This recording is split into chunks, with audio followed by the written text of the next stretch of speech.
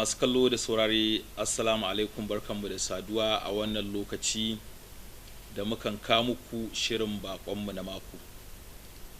Ga masu bibiyar wannan shirin baƙonmu na mako shiri ne da hukumar gidan talabijin na ARTV ta bujiro da shi, inda mukan tattauna da mashahuran mutane, mu ji tarihin rayuwarsu, mu ji faɗi tashin da suka yi domin 'yan baya su ɗauki darasi a rayuwarsu, domin idan su ma suka ɗabbaƙa za su samu nasara a rayuwa kwatankwaciyar waɗannan magabata namu suka samu.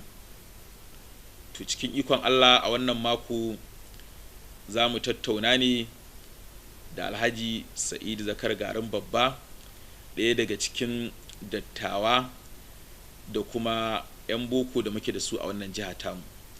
Alhaji, muna fata an same mu lafiya kuma za mu tattauna a ji irin faɗi tashin da aka yi. Alhamdulillah, na gode kwarai da gaske. To kamar yadda ta'adar shirin take, Alhaji, mukan fara mu bawa wanda za mu tattauna da shi dama a gabatar da tarihin rayuwa kafin mu shiga kuma bibiyar yadda aka faro da kuma yadda aka samu kai a halin da ake ciki. Masu kallo da saurare ne muku gaisuwa irin ta musulunci, assalamu alaikum wa rahmatullahi ta'ala wa barakatu. Kamar yadda aka gabatar, suna Zakari Garun Babba. Ni mutumin Garun Babba ne a karamar hukumar Garun Malam. Kafin a kirkiro Garun Malam, da can muna inda ake cewa district na Kura, gunduma ta Kura. Daga baya muka zama muna ƙarƙashin ranar local government. Bayan an yi ƙananan hukumomi, Kura ta ci gashin kanta. Daga baya aka sake ƙarawa, Garun Malam take gashin kanta. To kun zauna ƙarƙashin Kuran ne ko kun ci gaba a Rano? Tare muke da Kura muke. Ai kamar yadda tarihi zai nuna, kuma yadda zan faɗawa masu kallo da saurare. A zamanin da muke yara, akwai primary school guda ɗaya a ƙasar Kura, ta ce Kura Central Primary School.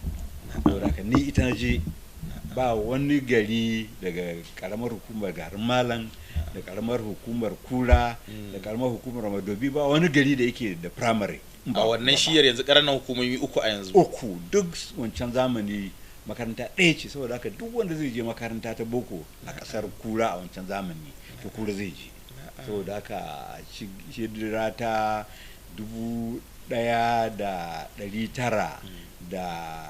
1958 aka sani primary school a Kura. To ana shekara nawa kenan da ba mu ji shekara haihuwar ba? Shekara ta 10. To ya kama 1948 kenan. 48 shine lokacin haihuwa, kwarai da gaske. Kwarai da gaske. A yau alhamdulillah shekara ta 72 da haihuwa. Masha Allah. An yi makarantar primary, an yi teacher training, an je university, an yi aiki, an yi ritaya, har yanzu kuma rayuwa alhamdulillah ana ci gaba da ita. To ranka ya da kai maganar makarantar firamare din nan da kace a lokacin ƙananan hukumomin nan duk guda ɗaya ce, to ta je kaka dawo ce ko ta kwana ce? Yanzu wanda yake mu dubi a ce zai taho Kura. Ai abin da ake yi, na'am, nan ɗauko ka daga garinku, sai mahaifinka ya nemi wani amininsa wanda ya amince, sai ya kai ka gidansa, sai ka zauna a nan. Babu zancen kwana a makaranta, a primary 1 har zuwa primary 4 ba zancen kwana. Amma daga sanda aka yi jarrabawa, idan ka ci za ka iya zuwa senior primary, sai ka tafi makarantar da ake kwana. To amma mu daga kanmu sai aka dawo da Kura primary school ta zama kamar senior. To da sai muka zarce, muka yi aji 1 zuwa aji 4, mun gama aji 4 kuma muka yi aji 5, aji 6 zuwa aji 7, muka gama senior primary a Kura.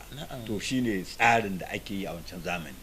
Amma kamar yadda na ce, za a sami wani mutum mai tsoron Allah wanda yake kauna, wanda aka saba da shi, ko dan uwa ko abokin arziki, kamar ni da yayana da yake daga cin garin babban da Alhaji Mudi. Muna zaune a gidan Alhaji Ibrahim dan Kura, nan muka zauna duk muka gama primary 1 har zuwa primary 7 ganin kowa ya kama gabansa babu dangantaka amma yanzu an zama yan uwa amma nan muka zauna tare da 'ya'yansa su Tijani Ibrahim Kura da su Lawan Umar Kura su Ibrahim Kura Muhammad da ya sanata wanda ya sanata duk kusan gidanmu daya a Kura nan muka zauna muka yi makaranta kuma daga baya kowa ya kama gabansa.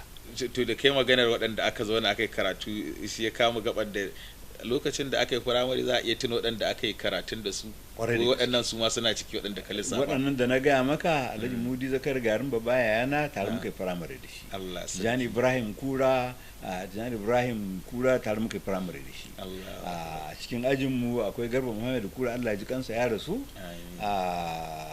da mutane da yawan gaske da yawa wasu sun rasu irin su Lawan Madobi suna nan wasu kuma kamar yadda ce sun rasu waɗanda suke gaba da mu ala misali irin su Sadauki Abubakar Sadauki wanda yi sakataren gwamnati su da ya aiki a bankin First Bank ko haka yake aiki a First Bank daga baya zo sakataren gwamnati da can fama na sakatare gaskiya duk waɗannan suna gaba da mu su a dawo rano a dawo sa'an dan Hassan daga cin dan Hassan na yanzu to suna gaba da mu amma irin su Dahiru Kura tare muke da su waɗannan tare muka gama primary school su Lawan Bello su Yahaya Muhammad Kura duk tare muka ajin mu daya suka gama da muka gama wasu suka tafi teacher training wasu suka tafi secondary school wasu suka koma gidaje suka ci gaba haka dai kowa ya je ci gaba da harkar rayuwa daga baya kuma yanzu duk an yi ritaya kamar idan ce kuma wasu Allah ya musu rasuwa turan ke daɗe kamar yadda mu muka samu tarihi lokacin da karatun nan a waɗancan shekaru kamar ana ma ɗare-ɗare da shi duk da kuma cewa makarantun ma ba ma su wadatattu to me ya aka samu kai a cikin harkar karatu kuma me aka fuskanta lokacin na tsangwama wato a wannan lokaci zan gaya maka cewar iyaye akwai wanda suke da hangen nesa waɗanda ana gaya musu sun ga abin da gaba take sai su tsayar da ransu cewar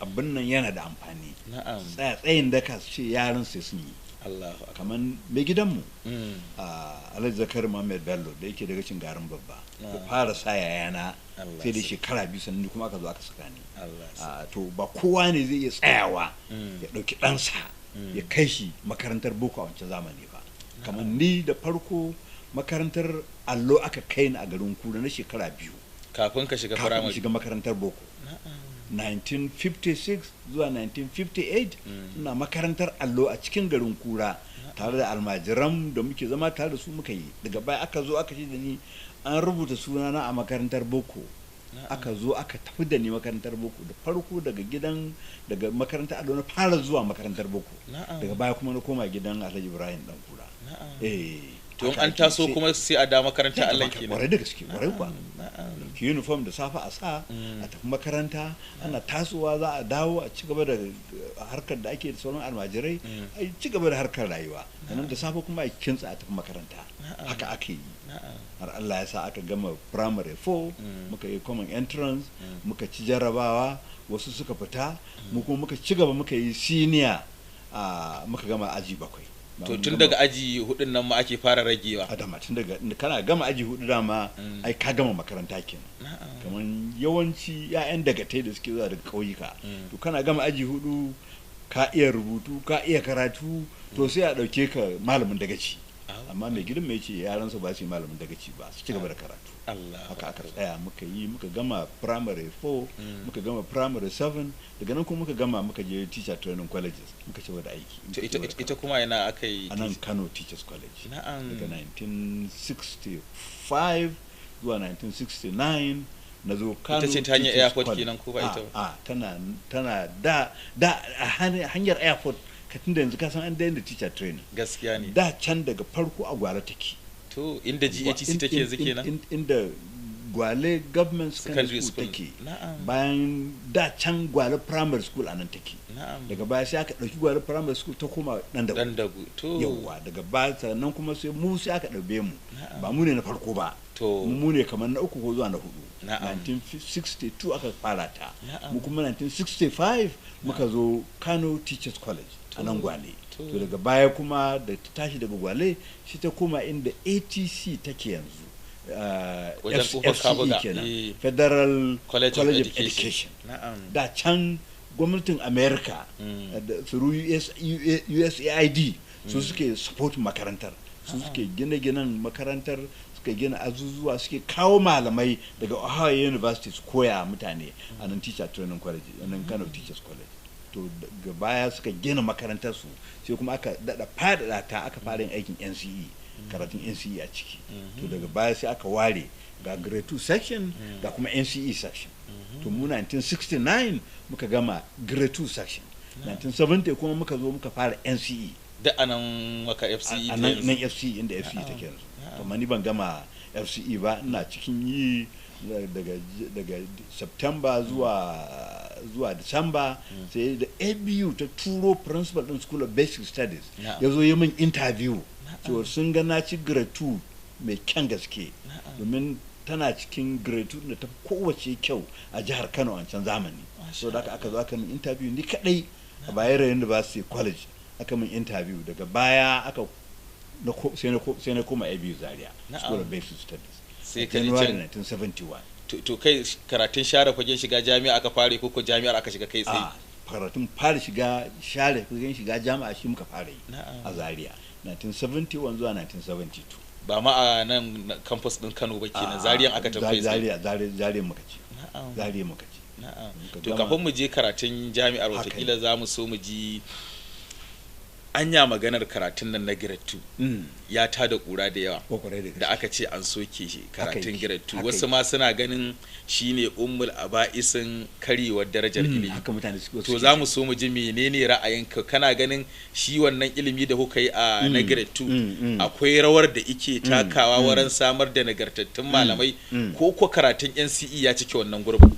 To ka san komai da matsayinsa. To a wancan zamani da ake yin grade 2 shekara 5, ai yana da muhimmanci kwarai da gaske kowa ya zo ya koyi yadda zai zama malamin makaranta. Kuma karatu ake yi, tsabagen karatu da koyarwa yadda za ka zama babban malami a makaranta idan ka je primary school. So za ka je ka yi teaching practice sau ɗaya, za ka koma ka sake teaching practice sau biyu, hawa biyu ma ake yi, hawa uku har hawa uku, sai ka je sau uku kafin ka gama shekara 5. Kafin ka gama shekara 5 din nan, daga in ka gama aji 1 aji 2, daga sanda ka shiga aji 3 sannan za ka fara teaching practice. Aji 4 ma ka sake yi, aji 5 ma ka sake yi. Kamar ni na yi teaching practice a makarantar nan ta kusa da gidan sarki, kofar kudu, ba kofar gidan makama, ba gidan makama, jar kasa, ba jar can masallaci primary school. Na fara teaching practice dina a masallaci primary school. Da na zo na biyu sai na tafi Goron Dutse primary school. Na sake dawa kuma na yi a Gwale primary school. To kaga waɗannan su ne gurin da zaka je a duba ka rubuta lesson note ɗinka, ka tabbatar ka tsara karatunka, ka tabbatar ka yi yadda ya kamata. Malamin zai zo ya duba ka, ya zo ya shiga aji, wani lokaci ya tsaya ta taga, wani lokaci ya keta, wani lokaci ya zauna tare da ɗalibai ya ga abin da kake yi yana rubutawa daidai ne, lesson note ɗinka ya yi daidai, abin da kake faɗa ya yi daidai, 'yan makaranta sun fahimta, sannan sai a ga cewa lallai wani ya cancance zama malamin makaranta. Maka baka pass a teaching practice, to alhamdulillah sauran jarabawoyi ma za ka iya cin su, sannan sai ka ci gaba da aikin malantar makaranta. To akan dai wannan maganar, haka ne, kun yi karatun nan na grade 2, haka yake, kuma ka dan fara wani abu na NCE, haka yake, kuma dai da kuma gogewa ta rayuwa, alhamdulillah. Ana ganin cewa karatun NCE nan bai kai ingancin ya mai gurbin grade 2 ba, don wasu ma suna ganin akwai yiwuwar har yanzu a da karatun nan na grade 2. Wato zamani ne yake canjawa, kasan shi zamani baya zama guri daya. Amma dai da an daɗa rakawa da grade 2 ɗin, to da mun fi samun ƙarfin halin koyarwa da yara a primary school. Da an daɗa rakawa, amma dama ka canja ka koma daga grade 2 zuwa NCE, dama lokaci zai zo da dole sai an samu wannan ci gaban. Amma dai da an raka zuwa shekara 5 ko 10 a bayan nan su da rakawa. Amma a zamanin yanzu alhamdulillah NCE ya yi daidai ka kware sai ka gama secondary school ɗinka sannan za ka je ka NCE. Ai kaga da can kamar yadda nake ga maka ni shekara 10 na fara karatu, yanzu ko da wuya wanda yake shekara 10 ya riga ya yi nisa a karatu.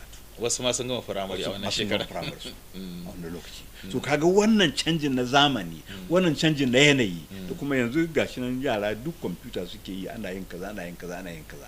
Saboda haka yayi daidai cewar sai malami ya gama secondary school sannan zai je yi NCE shekara 3 ita da kwarewa sannan ya ci gaba.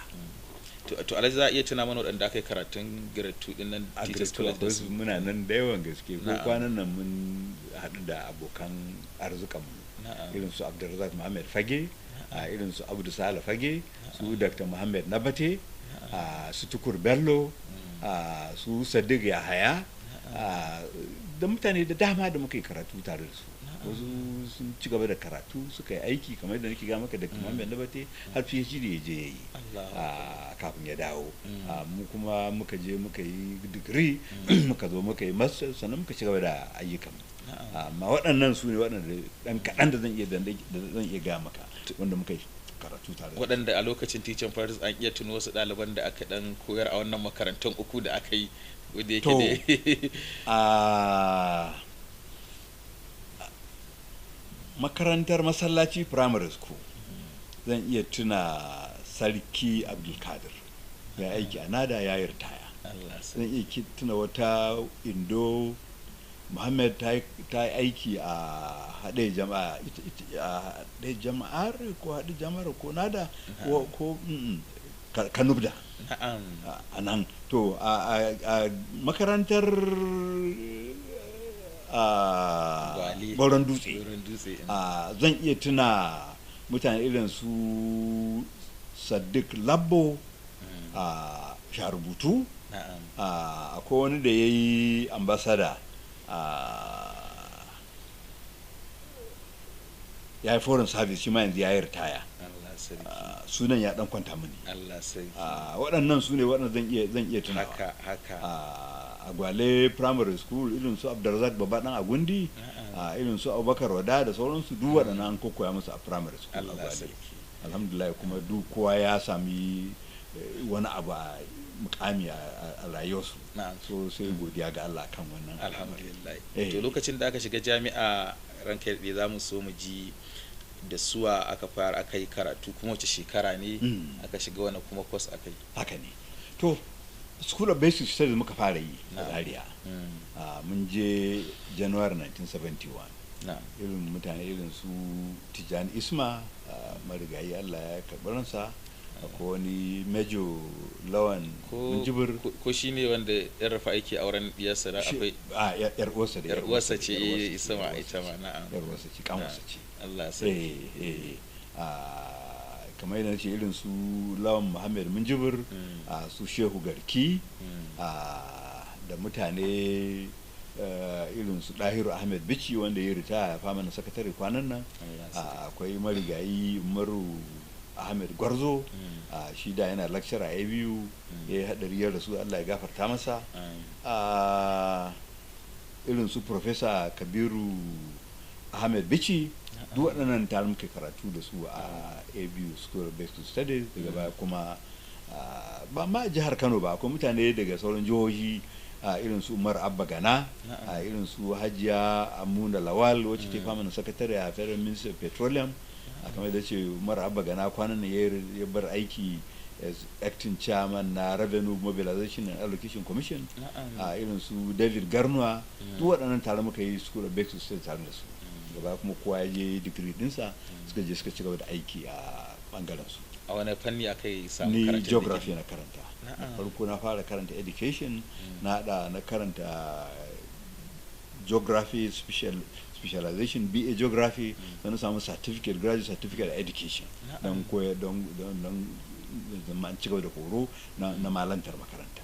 To shi wannan a tare ake karatun ko sai mutum ya gama digirin sai kuma yi wannan graduate certificate din ko a haɗa ake? A haɗa ake. Sanda muka gama digiri dina certificate guda biyu aka bani. An bani BA geography, sannan aka bani graduate certificate in education. Tare kana daga part 2 za ka ci gaba da karatunka, kana zuwa kana yin honors ɗinka inda kake yi, sannan ka je ka ci gaba da karatu na graduate certificate in education. In ka ci jarabawa kuma sai a baka certificate bai na samu. Turan kaɗe an yi karatun jami'a a wannan shekaru, a yanzu akan yi ƙorafe-ƙorafe. Mun ga lokacin da kuka yi sakandare tun ma kafin a gama an samu gogewa ta yadda ake aikin koyarwa na malanta, har an fita wajen neman koyarwa ta aikace har sau 3. Gaskiya ne. Da aka zo jami'a wajen karatun geography, a samu makamanciyar irin wannan dama ta yadda za a je a yi duba yanayin karatun a aikace, kuma me ake tunanin an ƙare da shi a wannan lokaci. Wato shi karatu na jami'a zamanin da muka yi ai karatu ne mai ɗimbin wahala da aiki. Kamar kana karanta geography akwai ɓangarori da yawa. Da farko sai ka ko a sakandare muna kuka da shi saboda yawan saka ya fi kusan komai faɗi. Ba wai map reading kaɗai ba, sai ka je ka zana map ɗin ma da kanka tukuna. Haka a biyu za mu fita, akwai practical, za mu ɗauki kayan survey, mu je mu auna guri, mu rubuta, mu zana, mu karanta map ɗin, mu zana shi, malamai su duba su tabbata cewa yayi. Sannan kafin ka samu graduate certificate in education, shi ma sai ka je ka yi teaching practice. Kamar 1974 da aka baza mu, ni sai aka kai ni government secondary school Kagoro a jihar Kaduna. Nan na je shi da na yi wata 2 ina teaching practice. Da aka yi maimakon kowa ya tafi hutu, lokacin hutu ya yi, to ku da kuke son kwaɗayin a baku certificate ta cewar kun iya teaching, sai kun je kun yi teaching na wata 2. So da aka government secondary school Kagoro na je na zauna na wata 2 na ƙara gwarewa wajen teaching practice. Aka duba aka ce lalle wane ya iya an yadda ya iya, kama baka certificate. Turan kaɗe ya ingancin da kuma ma'amalar ɗalibi da malami wajen harkar koyo da koyarwa.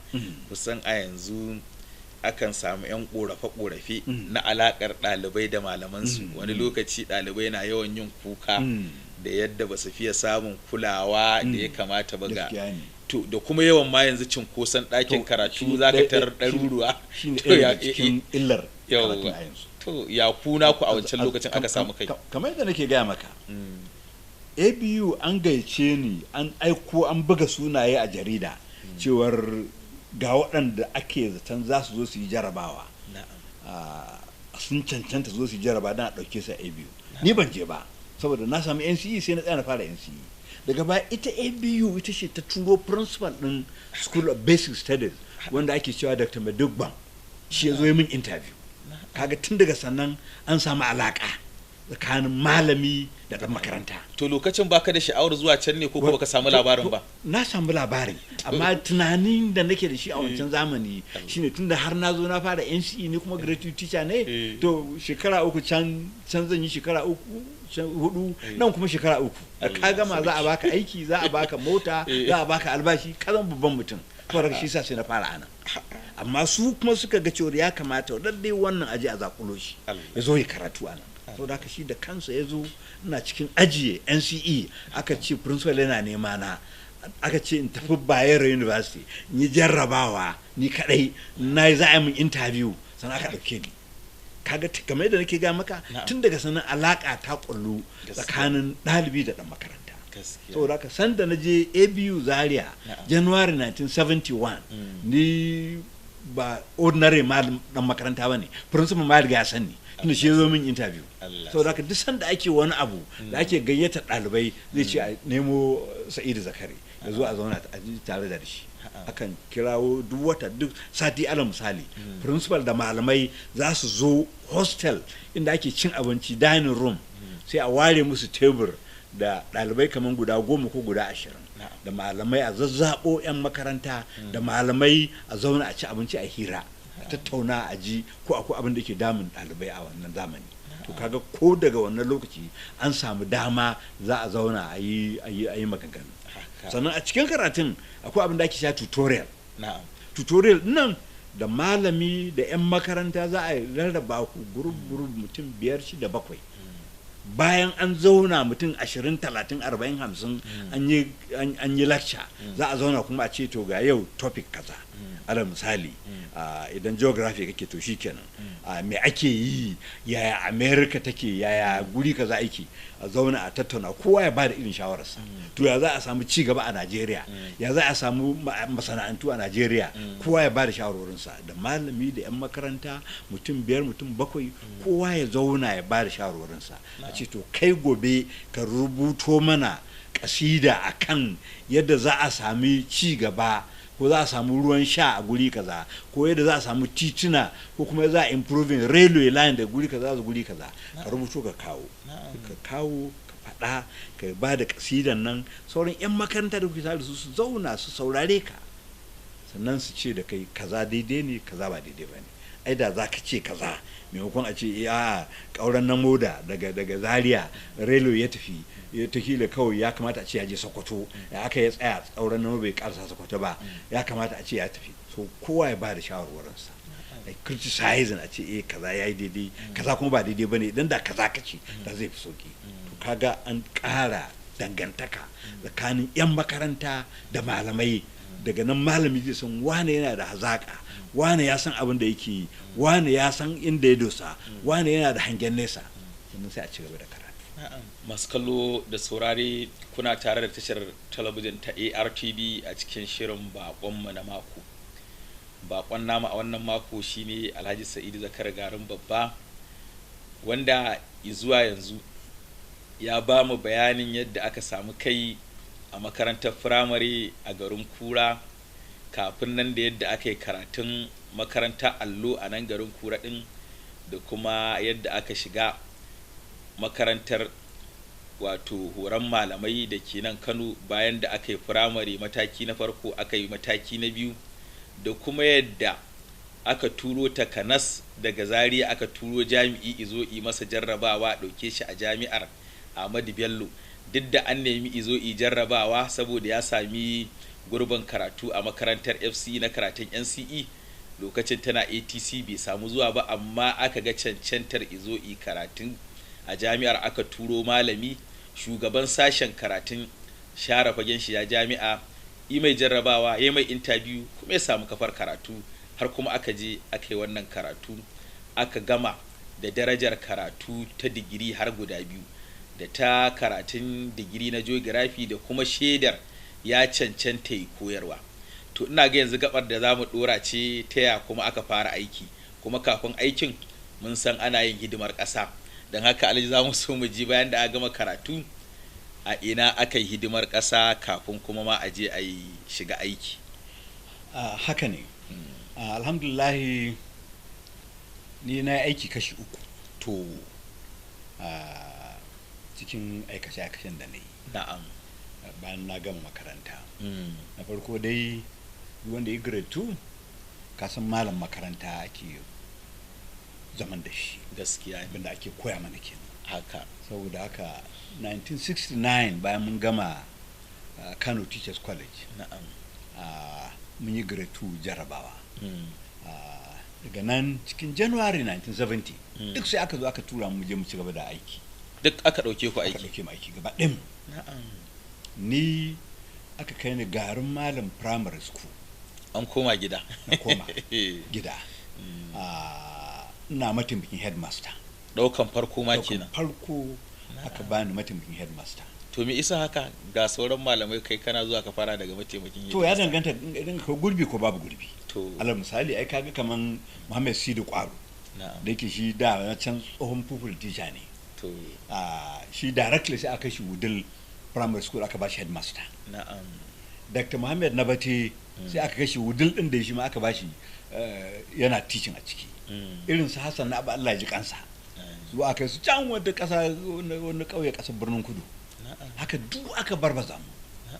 Alhaji Hassan na abu wanda ya aiki kasuwanci a kantin kwari. Kwarai kuwa inda president na kantin kwari tare da association. Shi ma tare aka yi girtu tare da shi. Ka san akwai dan uwansa Hassan na abu da ya rike Kanubda. Dan uwansa Sabana Abba shi ma girtu yayi. Wanda ya kuma rike Kanubda wannan dan ne a wurin su. Sunan yana haduwa sai su dauka wancan amma da naga shekarun na san sai da shi sai dan kasuwar. Kaman su Gali na Abba ai duka ga ƴaƴa ne su wajen Hassan na Abba. Gaskiya ne. Mahaifin Gali na Abba yayan Hassan na Abba ne da Sabana Abba. To haka duk sai aka tura muka je muka ci gaba da koyarwa. A grade 2 wanda bai ci jarabawa ba albashinsa fan 12. Fan 12 naira 24 kenan. Daga sanda jarabawa ta fito idan ka ci grade 2 sai a daga ka koma fan 15. Daidai yake da naira 30 kenan. To Alhaji in mutum ya ji 30 dinnan sai ya ji uwa wasu karamin kuɗi ne dai ya darajar ta take aka kwatanta da ta yanzu. Fan 12 ma ai daraja gare su. Domin daga cikin fan 12 nan muke sayan keke, muke biyan kuɗin hayar gida, muke sayan abinci. Da a fan 12. Duk cikin fan 12 nan naira 24. Da shi za ka bi hayar gida ka ajiye ka sayi keke ka canja riga ka samu omo da za ka yi wanki ka biya kuɗin hayar gida da duk abin da kake bukata na rayuwa. To haka muka yi. To bayan wata 9 grade 2 ta fito shine sai na tafi kamar da na gaya muku da farko na tafi na fara NCE daga nan kuma na tafi ABU. To kaga wannan shine aiki na farko na grade 2 da grade 2 bai ci jaraba ba ta fito ba, bayan ta fito kuma aka kara ma albashi zama 24, daga ba kuma aka zo aka udoji aka kara albashi ya kara yawa, amma dai haka muka tsaya muka cewa da aiki. Turan kai dai karatun an tafi shi a matsayin in service ko dai aji aiki aka ci gaba da karatu. Wato ka san ita gwamnati tana da hikima kwarai da gaske. In service zaka nema amma ba tare da kana da albashi ba. Za ka sanar ka ci jarabawa a rubuta cewa ka ci jarabawa an ɗauke ka tafi guri kaza shikenan fayil ɗinka na makaranta na aiki yana nan, fayil ɗinka kuma na makaranta yana nan, ci gaba sanda ka gama ka dawo sai ka yi abin da ake cewa maja of service. Da wancan aiki da kai na grade 2 kamar mu da muka wata 9 da kuma wannan aiki za a yi duk sai haɗa maka sai ka ci gaba da cewar kana da experience na shekara kaza. Saboda ka wancan karatu da kai ba a zubar da shi ba, yana nan a cikin takardunka. Amma dai babu albashi. Babu albashi. Abin da ake ba kowane dan makaranta za ka je ka ci gaba da shi, ci gaba da karatu da yan makaranta da sauransu. Ba kamar wanda suka gama NCE ba, wanda suka gama NCE su in service ake ba su, za a ba su albashi da komai da kudin allowance su da sauransu.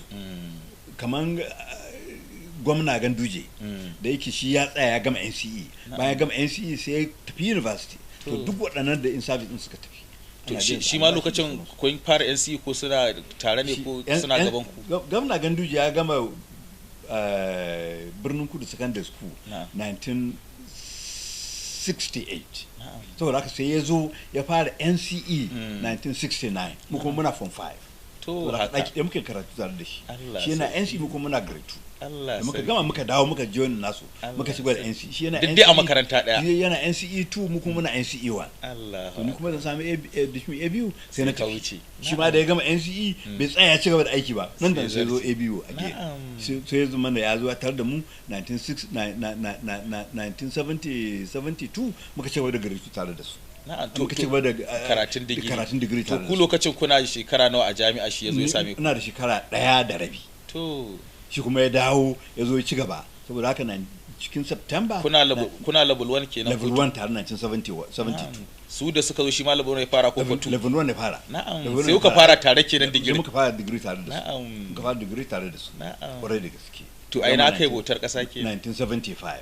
Ba mun gama ABU 1975 sai aka kai ni Western State a wannan lokaci. Wato a yammacin Najeriya, Ibadan. Lokacin ba a jihohi ba. Lokacin nan ba a jihohi ba. Da Ogun State da Ondo State duk ba a yi su ba. Muna cikin aikin bautawa ƙasa, Murtala sai ƙara jihohi. So da haka cikin Western State sai aka yanke da Ekiti da Osun da sauran sai suka koma da Ekiti da Ondo sai suka zama Ondo State.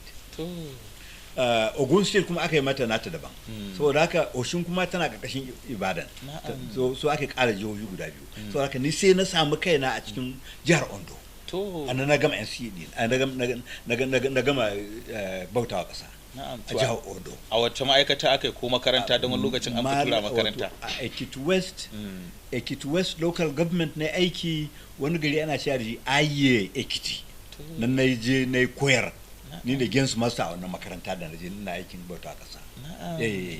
Ekiti West Methodist Comprehensive High School Aye Ekiti nan aka tura ni je na aikin service.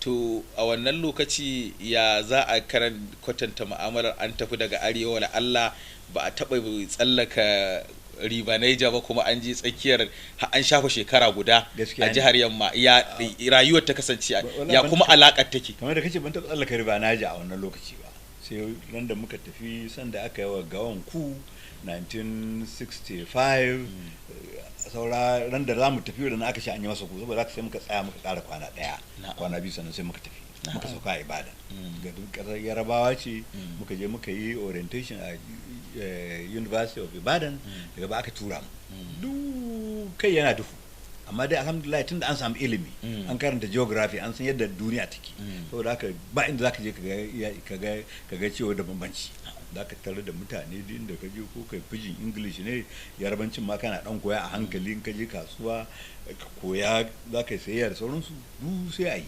amma dai ɗaya daga cikin abubuwan da yake na ban dariya shine yawanci mutanen ƙasar Yarabawa a wancan zamani Hausa ce ake da su gambari kuma an ɗauka yadda ake ganin masu bara ɗinnan makafi da sauransu an ɗauka yawancin mutanen makafi ne wato tun a wancan lokacin akwai masu zuwa bara kudu tun a wancan shekara ana zuwa kwarai kuwa ba daga baya bane ba da yanda da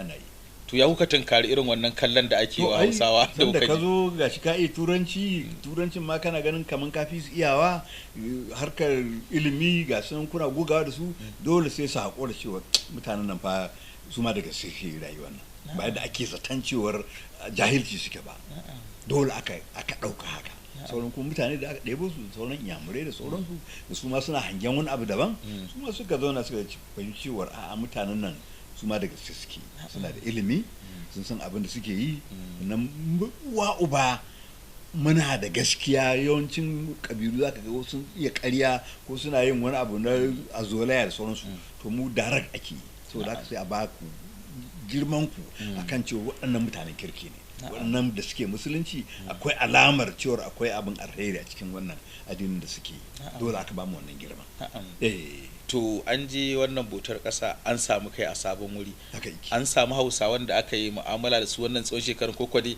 kabilan aka ci gaba aka kulla alakar da aka rinka mu'amala ta yau da gobe to dama nan kai ku service za ka tarar akwai mutane daga sauran kasashen Najeriya Yamurai da Yarabawa da sauran kabilu mutanen Plateau ne da mutanen Yobe ne da sauransu duk haka za a zo a cakuda to haka nan za ka ga mutane iri-iri kuma garin ma da za ka zauna akwai kabilu da yawa kuma akwai Hausawa to haka za ka je in kana sha'awar za ka ci tuwo sai ka nemi inda sabon gari suke a nan kamar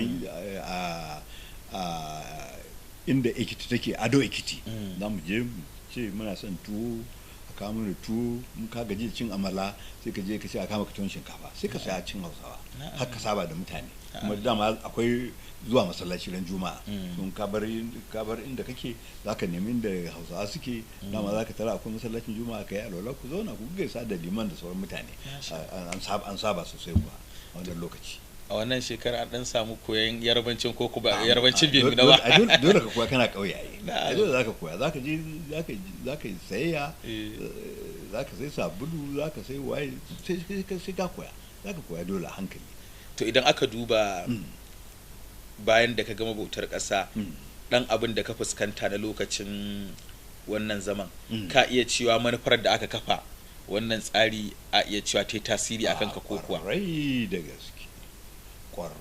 da gaske ai wannan manufa tana da tasiri kwarai da gaske shi yasa ma ni da tashi zuwa zan je in yi masa sai tafi Ilaifi can ne ba fi mi a walo kokarin kwa Bafin Yolo University nan ana Charity University of Ife can da je ne masu na shekara 2 saboda haka kaga wayewar kan da aka samu a cikin aikin bautawa ƙasa ya ƙara ka je za ka iya zama ka yi wani abu a wasu guraren saboda haka kuma kamar yadda nake faɗi duba taron yi ɗaya ba kana hangen wasu kana zangan suna da kabilanci da sauransu wala idan ka ji sai ga cewa akwai mutanen arziki a ciki akwai mutanen da suke da addini na ilimin boko masu mai zurfi akwai mutanen da suke son kishin ƙasa akwai mutanen da suke son ci gaban jama'a akwai mutanen da suke tsoron Allah saboda haka zaka tarar mutane iri akwai wanda na shiga mota ka san tsayar Lagos ko Ibadan in ka shiga baka da canji wani laifi ne ma a wajen conductor din mota saboda haka na fito da ko naira 10 ce ne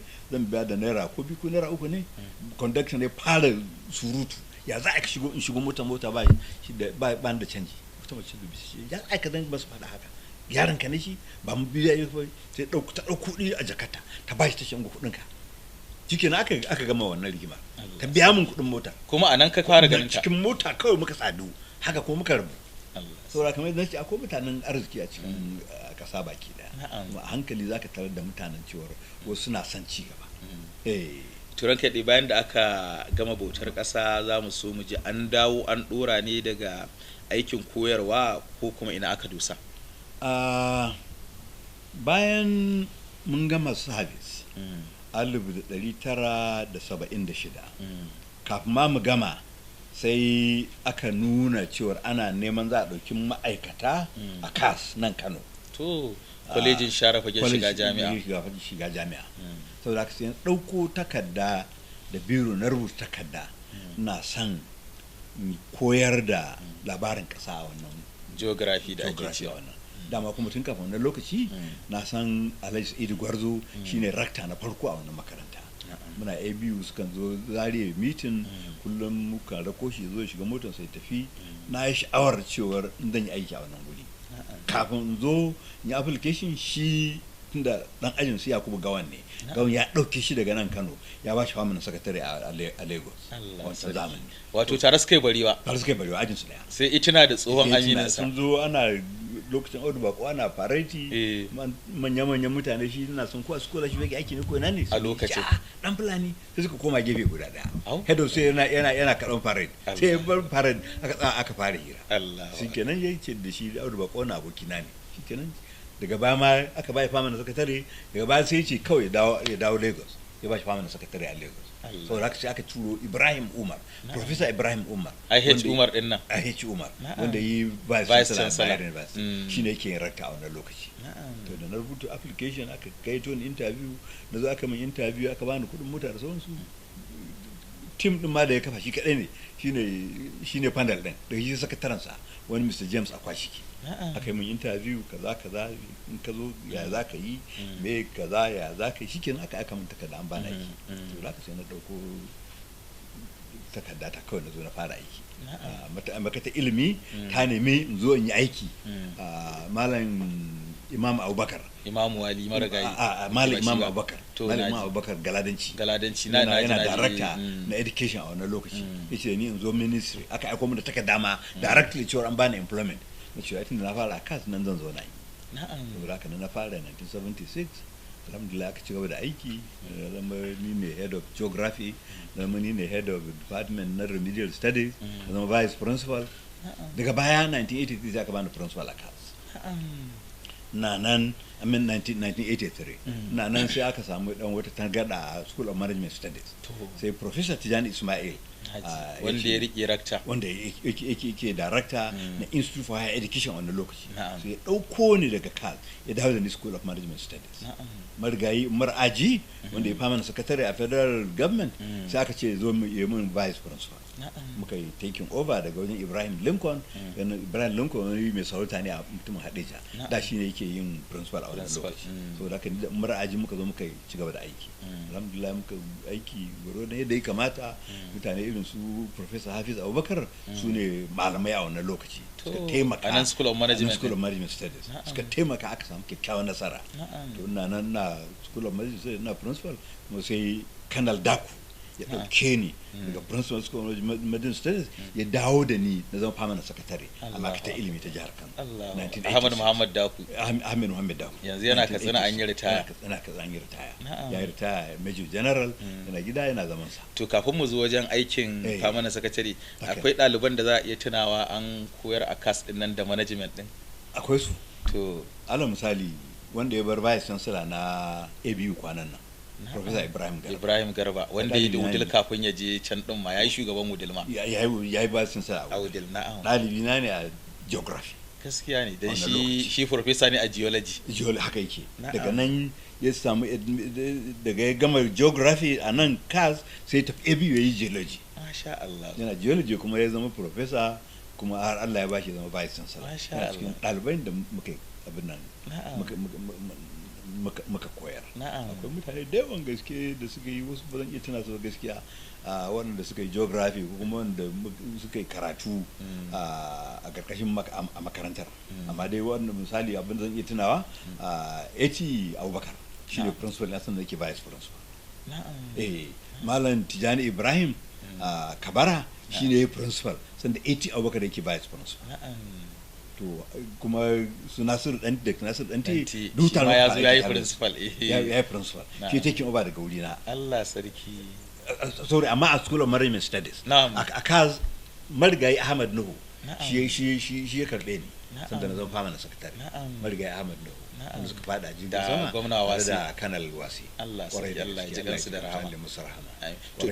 Turan kaɗai za a iya tuna yadda aka fuskanci mu'amala da ɗalibai zafin kan ɗalibai na wannan shekaru.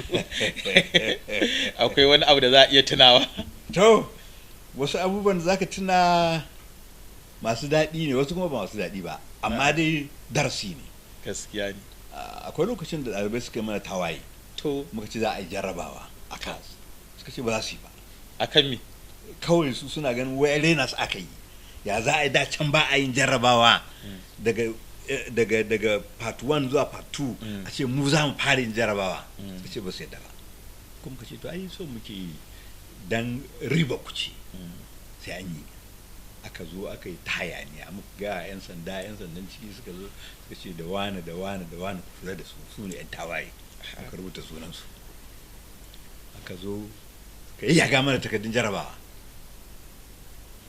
suka yi tafiya su so muka kafa kwamiti aka duba aka ce lalle ya kamata a hore su wasu aka sallame su wasu aka hore su ma alhamdulillah duk irin har da waɗanda aka hora daga baya sun dawo sun nuna cewa sun yi nadama suna gaisuwa kuma sun samu alheri na rayuwa amma sun nuna nadama cewar abin da suka yi dinnan sun tabbatar su ba su kyauta ba amma suna neman afuwa muka ce ai muku afuwa amma ai malam makaranta afuwa aka san shi da shi saboda haka kuma tunda koyarwa ake yi wanda ya laifi ce ya yarda ya yi laifi to alhamdulillah a ci gaba su dai gaggawa sun zama manyan mutane wasu sun yi ritaya famanin sakatarori wasu na hayin suna aiki famanin sakatarori wanda aka koyarwa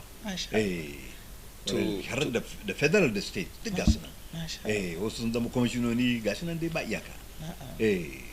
To an samu likafa ta ci gaba Ahmad Daku ya gayyace ka an maka famanin sakatare a wace ma'aikata aka je kuma an ɗauki shekaru na wannan lokaci? To a mukamin famanin sakatare na shekara 8 na yi. Ma'aikata ɗaya ko an sassauya? Na ai ma'aikata za ta kai 8 ko 9. Dan da wuya ka samu shekara 1-2 a ma'aikata guda ɗaya. Kaga na fara a ma'aikatar ilimi. Daga nan sai na tafi ofis ɗin shugaban ma'aikata na manpower development. Alhamdulillahi sanda kwankwaso ya zo yana son ya je karatu a Ingila na rubuta wa gwamna memo cewar ga wannan nan injiniya ne ya kware saboda haka yana bukata ya sama admission a bashi dama ji da tsaye ba da approval ya tafi karatu lokacin gwamna inda tsaye tafi karatu lokacin da gwamna da tsaye karatu kai kuma kana manpower ni kuma na permanent secretary manpower kware da gaske to karatun dama shi ne ya dauki nauyin kansa ko na gwamnati ne? Na gwamnati ne, gwamnati ta amince ita za ta dauki nauyin komai. Ta biya komai da komai. To daga manpower development sai ya koma Ministry of Commerce, Trade and Industry. Daga Trade and Industry sai na dawo Ministry of Works. na fama na sakatare. Zan yi tunawa 1988 rigimar da ake ta yi cewar ga ruwa zai cinye Hadeja kaza. Ni na shugabancin kwamiti da ya je garin Hadeja, marigayi Abubakar Maji Haruna Allah ya ji kansa, sarkin Hadeja shi ya karbe, yana sarki shi ya karbe mu, muka zagaya muka ba da shawarwari, muka rubuta wa gwamnati cewar gashi shawarwarin mu. Lokacin da Bagwada ta karye, ruwa yayi tambatsa zai yi daɗi, alhamdulillah ruwa bai shiga garin Hadeja ba. An yi shawarwarin da kuka bayar, an yi aiki da su. Gwamnati cikin aiki take a wannan zamani. Da shi bana ruwan ya zo ya yi musu ta'adi a labarai, ana ta gani. Amma dai bai shiga garin Hadeja ba, idan da labari, amma da ya shiga wasu garuruwa na kurkusa. Ya shiga kamar gadar Ciyako, idan ka wuce birnin Kudu kafin ka je Gwaram, ruwa ya yanke ta. Saboda haka dole mutane in za ka to daga Ciyakko ne sai ka ji ana Ciyakko, ko fulatanci ne ke sa a ce Ciyakko. Wataƙila amma dai a rubuce Ciyakko ake cewa. Dole sai an koma ta Bagauda, ta Jos ake biyowa daga Bauchi a zo kana wancan zamani. 1988 kenan zan ake ba mu sakatare a Ministry of Works. To bayan an gama famanin sakatare din shekara 8 sai kuma ina aka dusa. To daga Ministry of Works sai na koma Internal Affairs. Daga Internal Affairs sai na je DIFRI, Director of Food, Road and Rural Infrastructure. Wacce baban gida kirkira. Yawwa. Daga nan kuma sai na je Ministry of Commerce, na aiki as Director. Kabiru Gaya, Senator, His Excellency, ya dawo da ni, ya sake bani permanent secretary a ofis din sakataren gwamnati. Lokacin yana da ya ci gwamna? Yana gwamna. Daga nan na yi shugabancin NRC, wanda Babangida ya naɗa shugabancin na parties guda biyu da ya kirkiro, da SDP da NRC. Aka bani shugaban NRC a nan Kano. Daga nan sanda Abacha ya zama shugaban kasa, Kabiru ga ya tafi, aka kawo marigayi Kanal Wase. Ni kuma na office din gwamna a wannan lokaci, na chief of staff na gwamna, na cewa DG Government House. Lokacin DG ake cewa. Yau DG ake cewa. Saboda haka sai aka aiko min takarda daga ku, zan je in yi karatu. Na kai wa gwamna cewar ranka dai gashi, alhamdulillah an bani dama zan je Kuru in yi karatu. Ya karba sai ya ce to shikenan aje bashi aje, gobe zo mu same shi. Da na zo na same sai ce da ni wannan karatun fa ba za ka je ba. Nace saboda zan kafa gwamnati, yanzu na zo na neman mutane za su taimaka mani don mai nasara. Saboda haka na yanki shawara zan baka kwamishina ma'aikatar ilimi, ga sauran mutanen da za a yi aiki tare da su. Saboda haka za mu ci gaba da shawarwari tare da kai. To wannan shi ya kare mun zuwa Kuru ban je ba. Saboda haka sai na karbi kwamishina na Ministry of Finance. A wace shekara? 1984 January. Wace ma'aikata ke na aka tura ka da? Ministry of Finance aka tura ni. 1994. Saboda haka ina nan 94, 95, 96 bayan Allah ya yi alkawarinsa sun yi hadari, ya rasu, aka kawo Oneya. Daga baya Oneya muka ci gaba aiki tare da shi. Ya bar na Ministry of Finance wata 3, daga baya ya yi reshufflement. Sai aka yi special duties na kula da kananan hukumomi.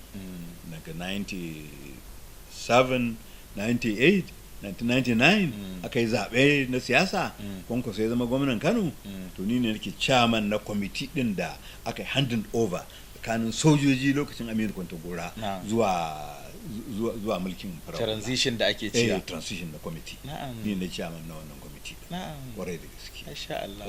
To gashi lokacin nami ya zo kuma dama an zo, to za mu so mu ji a ɗauraya bayan da aka gama wannan kuma ina aka dusa.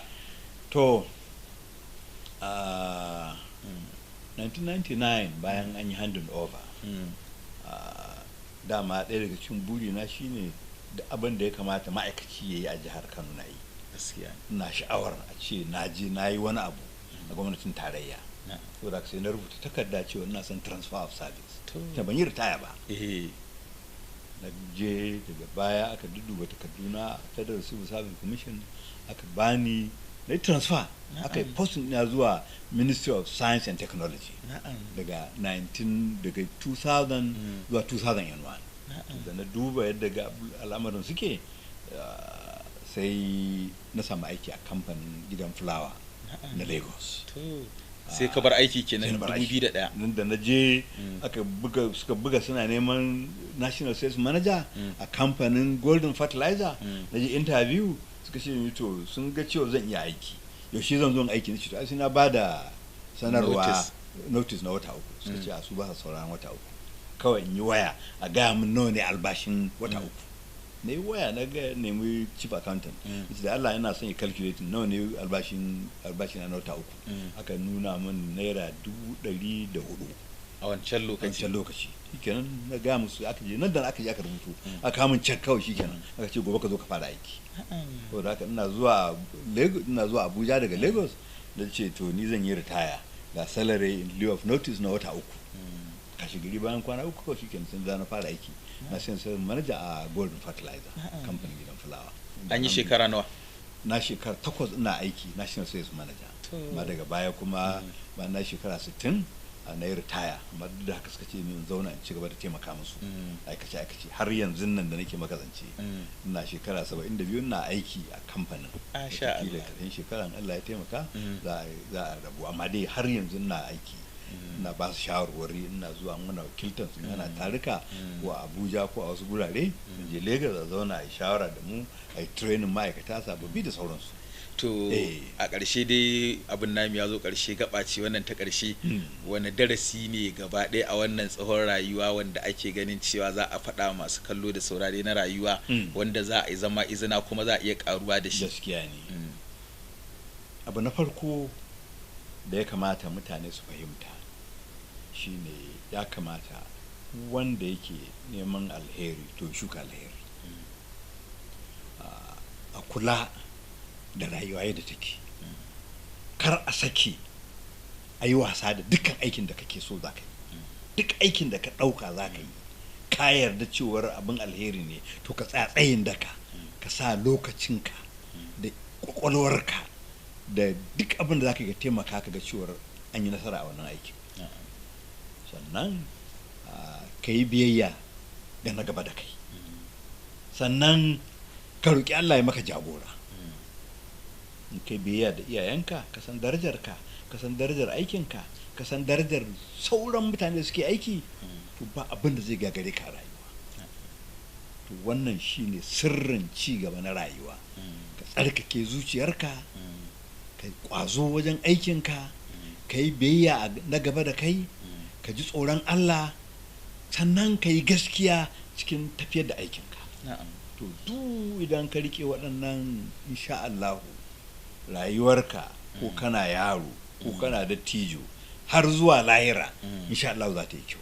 Haka muke fata Allah ya mana mai kyau a duniya, Allah kuma ya mana mai kyau a lahira. Dukkan abin da muka yi na alheri, to Allah ya sa mataki ne na samun alheri a gare mu a lahira. Amin. Muna godiya. Jama'a kowanne ya tsaya tsayin daka, ya kula inda za ka yi taimako ba tare da ka cuci wani ba, to ka taimaka. To muna godiya. Alhamdulillah za ka samu ci gaba. Muna godiya, Allah ya inganta lafiya. Na gode. Masu kallo da saurari, shirin baƙonmu na mako kenan, inda muka tattauna da Alhaji Sa'id Zakari Garun Babba game da faɗi tashi da aka yi, da irin gwagwarmaya da aka yi, da aikace-aikacen da aka yi, har kuma lokacin da aka bar aiki aka shiga aiki na kamfani. A madadin hukumar gidan talabijin na ARTV ƙarƙashin jagorancin Hajiya Sa'a Ibrahim, ni Nasir Yusuf Ibrahim da na shirya na kuma gabatar, ko da yake Malam Sale ne ya shirya, ni na gabatar, nake cewa a sha kallo da saurare lafiya.